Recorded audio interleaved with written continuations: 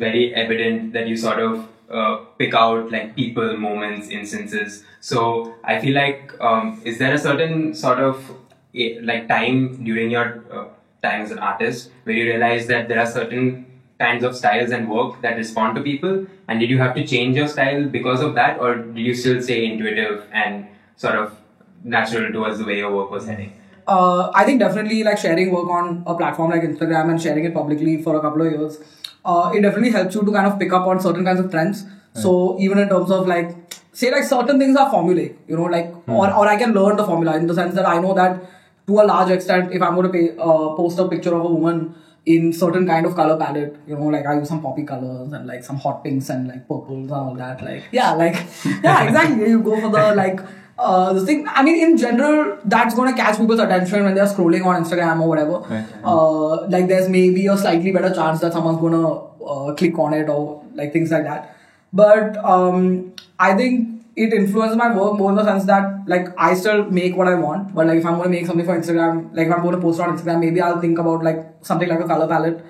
But I still find that even then, sometimes I make something and when I'm going to share it on Instagram, I'm pretty convinced that this is going to work. You know, I'm like, oh, this post is going to do so well. And it really doesn't, you know, like nobody's liking it. There's no engagement as such. But sometimes things that like I just made randomly that I'm not thinking about, like I share it and it's getting response that I'm not expecting. I don't. And so I find that like I just try to see what is connecting with people. Like if I see a post that I think works and it's not working, or something that I didn't really think about which is working, just in terms of engagement, like I try to think about that a little bit, that what is it that people are liking or resonating with. Okay. But overall, I don't particularly change anything. You know, like I think by and large, I just make whatever I want. You know, like I know some topics will be more popular. Right. And I mean, that's great, but if I want to make something else, I'll still make it. So basically, maybe at some situation when you know that if it's a particular piece that you're drawing and it needs a certain kind of traction, then you know what will work and what will not work. That's what you learn from this, right? Yeah, I think it helps me a lot more with like client work. Like if I'm doing commission pieces, so exactly. If I know that there's a certain kind of brand or this is a certain kind of campaign, then there it helps me a lot more because I know that a certain kind of aesthetic or certain kind of color palette, certain kind of representation is going to work better for this brand. Okay. Especially if like say, okay, you're going to share it on social or you're going to share it in like something else. But in that sense, I think like just studying people's responses on platforms, like it helps me more with commercial work. You know? So you said that people resonate with your work and you've given them a chance to own a piece of that through your online store. Guys, we are going to post a link below. You better buy some shit. Thanks, Tanika, we need a cut. So can you tell us a bit more about how it came to be, your online store? So I definitely wanted to start the store for a while, and around the time that I worked on the Malayali alphabet, people started sending me inquiries for prints. So for all these years, I was just kind of doing it on the side where I would sell prints basically only on demand. If someone would write to me for a print, I would then send them a copy accordingly. But so a lot of people have been telling me that, you know, you should get into this online store and so on. But at least for me, I mean, I was looking at the online art stores out there and I just felt like, okay, this is a completely different business. Like even if you're selling art, there's just so many sides of the business that you need to handle. That it's not just the part of me sitting at home in my studio and like working on client projects, emailing and working on my tablet. Like this got other things to think about, right? So in that sense, I think I took my time with it because one, I really wanted to research like what kind of stores are out there, what are people selling on their stores, what's working, what's not working. Also, like at the same time, the only reason I wanted to create my store was because without having a store, there were people asking me to buy copies of my work. So I was like, okay, there's something working in what I'm making, but I don't want to make a store and then just make like random stuff to have a store, right? Like if I'm going to have a store, it should reflect who I am as a brand and what I'm trying to build as a brand myself.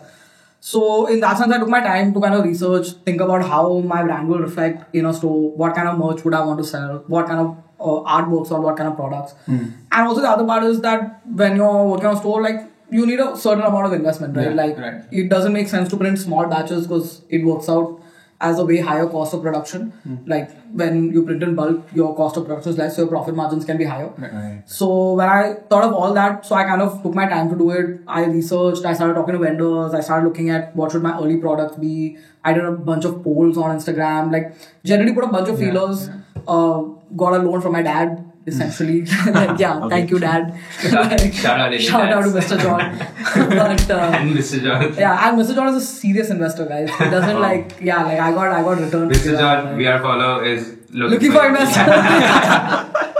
Like, but yeah, like he gave me a budget and he's like, okay, this is what I can help you with as your like initial investor in the shop. Okay. So I had that like revenue to invest in my shop, like start making products, explore that.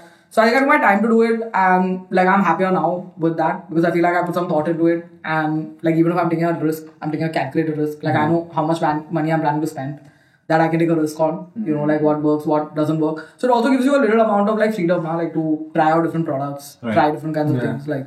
But how do you narrow down on the products?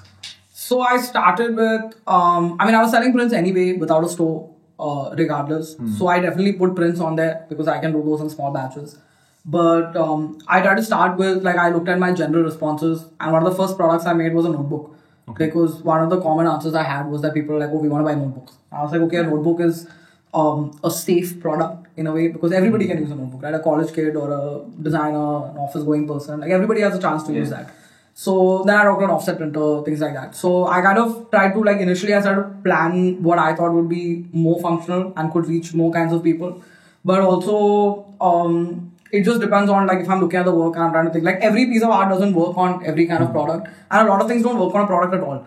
You know, like, some things are just as a poster or maybe as a postcard. It depends. Right, okay. So I think a lot of it came organically that way, where I also, like, put a lot of polls out to my Instagram audience where I kept asking them questions. I was like, do you think this will work? I did a lot of mock-ups on Photoshop, and I was like, do you think this bag looks good? Like, you know, please. But yeah, I mean, I think Instagram that way helps a lot because you get a kind of direct contact with people. Right. And like immediate feedback. Yeah, immediate feedback. Like, somebody doesn't like it, you know right away that they just don't like it. You know, and they're not. And sometimes it's not because they said no; it's because they said nothing at all. Yeah, you know, yeah, silence yeah. speaks louder. And there's just no responses to this. Can you run me through the back end of how the shop is functioning right now? So we host on Shopify right now. Okay. Like the store itself. And I basically use my parents' home in Cochin as the base because my flat in Bombay is too small to hold like all my stock. Okay. So whatever stock we buy, like from a vendor, when we customize, we send it there.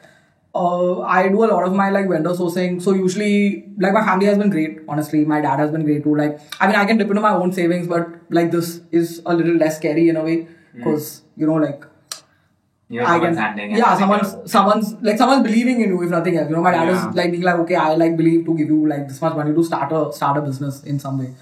And also, I mean, like, this is a full family business. Like, I do the design, I do the like ideation, I talk to my parents also what products to do, let's look for vendors, so on. Then my mom handles a lot of the shipping because Cochin is our base. Okay. My little driver, Francis Chetton, also. Like, Shout out Francis. yeah, Francis. So in that sense, it's a super family business. Like, everybody helps out. It's a very home run business. We pack it at home. We have like corrugated paper. We celebrate it ourselves. Like, make handmade labels and all that. So I think support wise, it's been great. Okay. But yeah, production is like, there are just things that, like, as many times as I try to make a list of all the things that can possibly go wrong, there's always something new that shows up. Because when you're doing a shop, like, doesn't matter if I'm selling 2 products also, but now suddenly the shop is open to like everybody. If you go to that link, you have this. So if there's a payment gateway failure, that's on me. If there's a Shopify failure, that's on me. Right. If like, I had somebody recently who had ordered something last month, but there was some like screw up with Shopify, they didn't register the order. So I have no record of this order. I don't know that there's a new order. Right? Yeah. From this person. I've got other orders I'm fulfilling. Right. She's written me a month later, she's like, where's my order? It's like, what order? There's no order here. Like, this does not exist. You know? And then I realized she's paid the money. My payment gateway has accepted the money, but there's some screw up on Shopify server that has happened. Okay. But in all these situations, it still comes back to me. So every time, sometimes I have like packages come back to my house. You know, somebody didn't answer their phone when we try to deliver it, so now it's going to be delivered back to you. So Yeah, there's right. like, no matter what you try to predict, there's always a new problem because you're dealing with so many new people. So in terms of running a shop for so long, is there like one tip you'd like to give, like the young creative who's watching this video right now who wants to set up their own online store? What would be Tarika John's like tip to them? Maybe something that they shouldn't be doing or they should do once they start this So online I store. would say it's not been that long. It's been like 3 months. It's been very, very little time. But I mean, the only thing that I try to keep in mind, at least for myself, is one, do your research. you want to try to get as much research about what your peers are doing, what's working, what's not. Like, and I think the other thing is to be humble, because here, like, you can be the best artist in the world, everybody's applauding you on Instagram or whatever, but like now you're like doing a totally different kind of business, even if you're making your like cool Instagram art, and I think the only thing to do is to accept that you don't know everything, you're going to keep making mistakes, like just be okay with that, like get your ego out of the way and be ready for people to like yell at you or give you shit. Even if you did nothing wrong, it's okay, man, like you're doing something new, like let people learn from you, like learn from their people. And honestly, even difficult customers, they're not really difficult, they're quite understanding. But when somebody has a protest, I also completely understand, because when I'm a customer, I am that customer. I am that customer, who's like nitpicking and being like, why is it not perfect in the exact way? Like, I'm that person.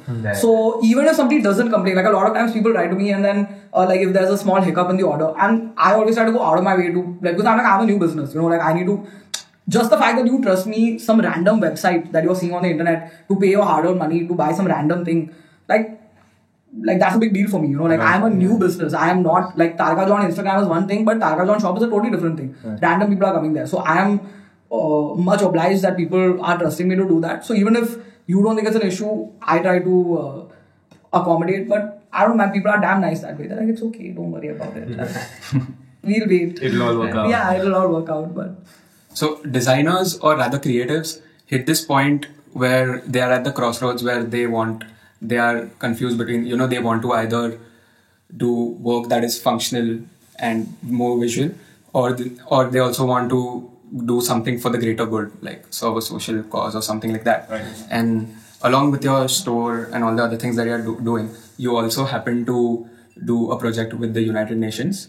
So would you like Shout out United Nations. fund us and follow. So would you like to elaborate on that a bit? Yeah, definitely. I think when they approached me for the project, so essentially what we did was that it was for the United Nations Human Rights Office, and they had a migration program, and there was like World Migration Day coming up. So essentially the aim of the campaign, like they were doing a global campaign, was that they wanted to kind of humanize refugees, I think, and undocumented people, and talk about the fact that people who are migrating and migrants around the world, because we have that migrant crisis going around, is that they're all real people, right? Like just you and me. Like nobody is fleeing their country for fun, by and large. So what they essentially did was, before they had come to me, they had already spoken to many undocumented people around the world, and we had 14 stories, right? So we had 14 audio clips, like in-person interviews with people where they were sharing their own personal stories about migration, and essentially they wanted to create like an animated short for each of these.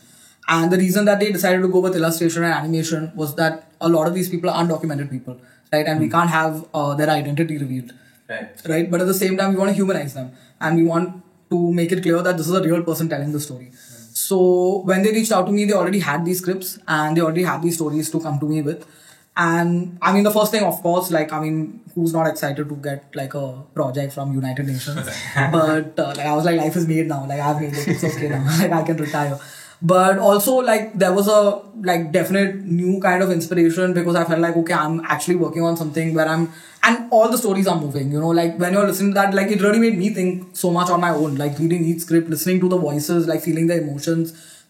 It like not only made me feel like I'm doing something that spreads like something positive to people, but it also made me feel like in some small way, I'm trying to like serve these people in some way, like bring their stories to the world. So I think that way, like that project was a huge uplifter for me. Like it was super hard because the like timelines were like 2 weeks. Every 2 weeks we made a new animation, like start to finish, from beginning to end.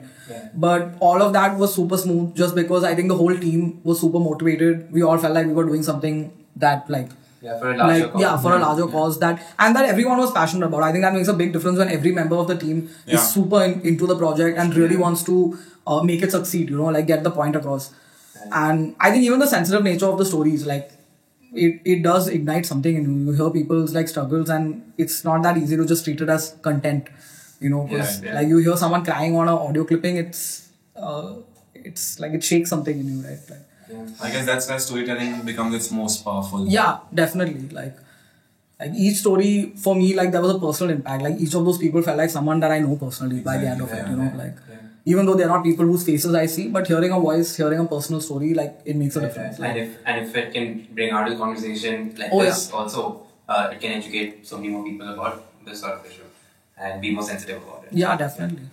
Looking at all your freelance work and all the work that we talked about, I think the highlight of last year would also be your solo show, which is called Life in Progress. I had the opportunity to be invited by Tarika herself to help her out setting up the show in general logistics for that period, going to random printers in Kochi and using my very basic Malayalam, which is below zero, and just to gently set up the show. It's also really surprising to see an artist, to see an illustrator move into this world of art politics, especially in a country like India. So what was it like sort of penetrating into that space, and how did you sort of work through making Life in Progress happen? So I think one of the best parts of that show, like what made it a lot easier for me, was that once I had this idea that I was like, okay, I want to put some work out there, like have a show, like exhibit in public. So luckily for me, one of my family friends runs the David Hall Gallery where I did my show, and so I sent them a pitch directly, and they put me in touch with the manager and so on. So once I had proposed like what I had in mind and so on, and once they agreed to give me the gallery for the dates they had available, they pretty much kind of gave me a free hand in terms of the show. So I think a lot of times when you're working on a show with a gallery, like there's a curator involved and there's a gallery involved and the show and the theme and things like that. So I didn't have any kind of restriction that way because the gallery gave me full freedom to do as I see fit. Like they only were around to help me with questions or help me like send out press releases or things like that. But in terms of like the creative content, they didn't interfere at all. Like I had complete control. Right. So in that sense, I feel like that part of the process was super smooth because I didn't have to deal with other people influencing what I'm making or what I'm working on, right? And I had like complete control over that. I think the like most scary part of it is that, I mean, on one hand, you share work on Instagram or Facebook, and when you share work online, it can go anywhere. You don't really have control over who's seeing it or who's interacting with it, right? Exactly. So in some ways, it's a way bigger audience than you can ever possibly hope to have in real life, right? Face to face. But I think also when I'm sharing work on Instagram, like if somebody's giving me shit about something or like whatever, stressing me out about work, I always have the option to just ignore my phone, you know, or just be like, I don't need to deal with this notification, like clear notification, right? But in real life, when I was having my show and I'm sitting there in the gallery like morning to night for 7 days in a row, and if people want to come and talk to me and tell me like whatever they want to, I have no real option because you have like real life judgment, you know, in real time. People want to tell you exactly why they don't like you right there on your face. You know where to run now, like you can't hide. Like, so I think that was what I found more like difficult. Even people who are saying nice things, because I feel awkward in these like situations where people want to ask me things. I'm like, you see it, man. Like, it's up to you, man. Yeah. So just to set context to our viewers, Life in Progress was a bunch of artwork that you did based on your time spent in certain cities, and you sort of took instances and moments that you saw and illustrated them in your own style, in your own interpretation, and more importantly, the emotions that you felt during that time. The sort of like, especially like for me, the most moving artwork is the lady and the guy in the metro holding that thing. And, you know, like when I showed it to the guys, we already developed 10 storylines. Like, she's doing this, she's cheating on her husband, or like, you know, like she's meeting him here, and like maybe they have this little moment every time they have this little spark and stuff like that. So I think like that's something why. Maybe the reason why people come and approach you, because they have these stories and they're like, I need to find the artist, I need to clarify this story, and it makes it so much more interesting, more appealing. So that's pretty much what I guess it's also very instantly accessible. Like when someone sees your work, it just connects very instantly because it's just very direct. Because I guess like it's a bunch of things. It's your use of colors. It's just like your line work. It's just a lot of times the message gets lost because of all the ingredients you try to put on the paper, but on whatever, you know, on whatever medium you're trying to go through. But the simplicity of it, I guess, is what really gets to the people. Thanks, guys. That's nice of you to say. So I guess there's just one very, very important question to ask. the most important question and the most important segment of our show. Tarika John, do you name your layers when Yes. you work? Yes, I do. I name them all. All Every your layers. time? All the layers. Yeah, pretty much. I Even think. if you didn't get that advance. Yeah, and even on personal projects, like honestly, if I'm beyond a certain level of detail on a piece, I only started naming layers out of necessity. Of course, Because- necessity. A big tip Yeah. I'd like to give on Photoshop: if you right click on the thing that you're drawing on, it'll tell you all the layers that you see on that particular pixel. So you don't really need to scroll on the edges. A tip out there, really. So Okay. they were Alright. out there. Shout out to Yeah, where's my shout out, man? Like, please follow Karan Leon, so you can see the plug right here. Call Karan Kumar for Photoshop classes.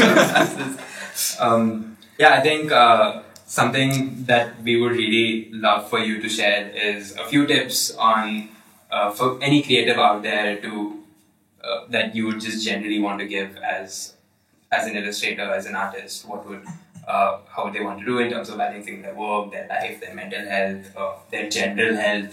I know through our personal interactions that you have wrist problems. I have general body problems. So, like, if there's something you'd like to share for our viewers. I think one thing that like I'm still learning is that when, especially I think for like creative types, because we get so like personally involved with our work, it's really easy to like get sucked in, right? And you have no real boundaries. Because like, oh yo, this is my passion, I'm enjoying it. Like, or I need money really badly.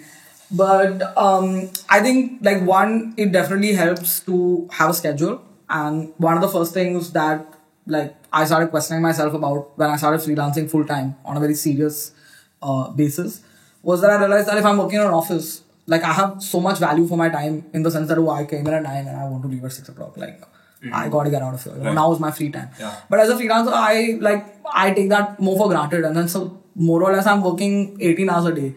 You know, and like of course I can go watch a movie on Wednesday or whatever, like because I can.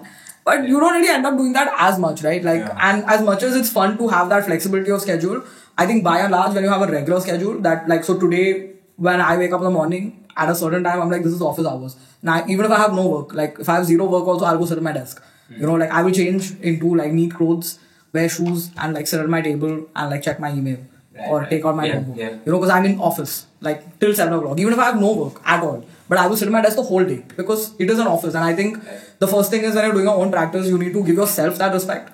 You know, that this is a profession. Like just because you're your own boss doesn't mean that you get to chill all the time. Then what kind of boss are you? You know, like your own boss means like be that boss, man. Like give yourself shit. Be like, what are you doing? Get up. This is not nap time. It's time to work. You know, like call your client. Don't avoid it. You know, so I think one is schedule. I think routine, at least for me, it helps a lot. I think it helps to have compartmentalized time that this is work. And even things like I don't work in bed. Like I know these are like seemingly small things, but I like having that separation. I think when you work at home, when I'm in my bed, I want to feel relaxed. I don't want to feel like it's a place that I'm working. And when I'm at work, I want to be serious about it. Like I want to respect my clients, I want to respect my audience, and I want to respect myself. Like I'm not a hippie artist. I don't want to propagate the starving artist stereotype because I don't want to be a starving artist. I don't think anyone really does. There is nothing romanticized about this. Let us be prosperous artists, right? Like I think that's what we should be working about. Yeah. So I think schedule and discipline, like it's tough, but be hard on yourself in that way. I'm not here to give you the like feel good about yourself talk. Don't be harder on yourself. So what's in store for Tarika John in the future now? So I'm gonna go to grad school now. And hoping after a long time of thinking about this. Okay. So I'm hoping to use this as a time to, because I feel like working, there's only so much time to give for personal growth. Like even if I'm working consistently on personal projects, I'm guilty more often than not of taking the easy way out. You know, like this kind of topic, this will be good, like whatever. You know, like I'm not really experimenting. Like what you asked me earlier, that do I want to look at new formats? I'm not, because I need to make money right now. Right? So like I don't got time to experiment. But I'm hoping to use grad school as a time to kind of challenge myself, try out new forms of storytelling, push the kind of topics that I want to work with. So I don't know. Hopefully I'll come back better and smarter. Are you planning to come back? Hey Trump, bro. I got no option out here. I'll see you Shout out guys to in Trump. Bombay. Naga, guys. Trump, come on the show. Thank you so much for being a part of this. Thank you for having me. I had a great time, guys. Oh. So before we wrap this up, we have a little gift for you Oh, wow. from Team Follow. And it's I didn't know a I get. cute That's for little- me. Yes. Yeah. Wait. Yeah. Where is it? Yeah. Let's stand for the camera. There you go. Thank you very much, guys. I will cherish this plant. Thank you so much, guys, for tuning in and watching through the whole episode, because I know you did that and you did not scrub through the whole thing. Don't forget to like, share, and subscribe. Yeah, please follow us on Instagram at @wearefollow. Please follow us individually on our own platform. Please follow Tarika John Art. Yes, thanks. Don't forget to check the store, please. Yeah, and maybe we have a little limited edition drop of follow merch coming to you guys very, very soon. So stay tuned for that, and we'll see you in the next episode. Thank you. Very, very, very soon. Thank you.